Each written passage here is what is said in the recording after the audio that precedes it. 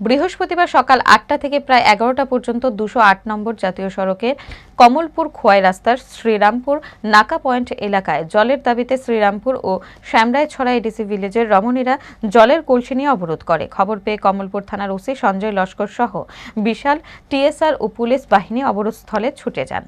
পরে ডিডব্লিউএস দপ্তরের ইঞ্জিনিয়ার ও কর্মীরা অবরোধস্থলে গিয়ে কমলপুর থানার ওসি সমেত অবরোধকারীদের সঙ্গে আলোচনা করে আজকের মধ্যে জল দেওয়ার আশ্বাস দিলে জনজাতিরা রমণীরা বেলা ১১টা নাগাদ অবরোধ তুলে নেয়। এই অবরোধের দরুন ২০৮ নম্বর জাতীয় সড়কের দুই দিকে শত শত যানবাহন আটক পড়ে যায়।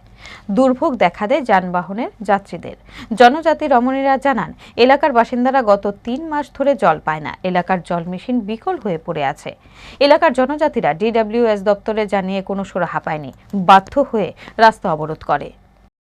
অবরোধ করতেছে ৩০০-৪০০ পরিবার জল পাইতেছে না। আর জলের খুব সমস্যা আর কি। কতদিন ধরে সমস্যা? ওই তো ৩ মাস। ৩ মাস যাবত। তো এই যে সমস্যা, যে আপনারা কি প্রশাসনের কাছে কোনো দাবি জানাইছেন? প্রশাসনকে দাবি জানাইছে, প্রশাসন কিছু করে নাই।